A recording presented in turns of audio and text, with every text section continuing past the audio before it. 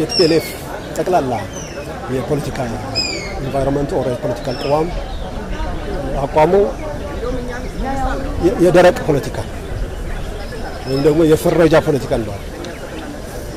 አንድ ሰው የነሱን ካልተከተለ ጠላት ነው። በቃ መሀል ላይ የሚባል ነገር አጀንዳ የለም። ያ ሆኖ ኖረ፣ ያ ሆኖ የሞተ ነው ያለው ማለት ነው። በሂደት ለመማርም ዝግጁ አይደለም።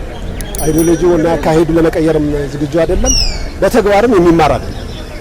ለዛ ነው የደረቀ አስተሳሰብና ፖለቲካ ይዞ እስከ መጨረሻ ድረስ ግን እሱን ይዞ የሚቀም በዓለም ውስጥ የመጨረሻ አብሮ የሚሞት አካል ቢኖር ከዚህኛው አይዲዮሎጂ ቲፒኤልኤፍ ብቻ ይመስላል።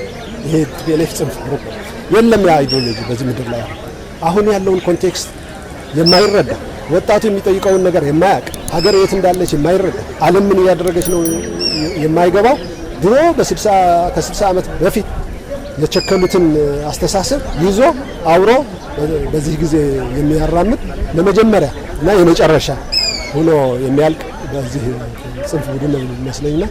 ለዛ ነው ብዙ ጊዜ ሲገለጽ ያው እንደዚህ አይነት ደረቅ አስተሳሰብ በከሂደት ከሁኔታ ጋር የማይናበብ ፕራግማቲዝም የማይታይበት ቶታሊ አዲስ ትውልድ የማያምን ወጣት ሀገር መምራት እንዳለበት በፍጹም የማይቀበል ለውጥ የሚባል ነገር እንዲኖር የማይፈልግ ሰው በድህነቱ ከያዝኩት ነው እኔ ጋር የሚገዛው ብሎ ድህነትን የሚሰራ በድህነት የሚያኖር ይህ አስተሳሰብ ያው አስተሳሰብ ቆመ የቀረ አስተሳሰብ ነው።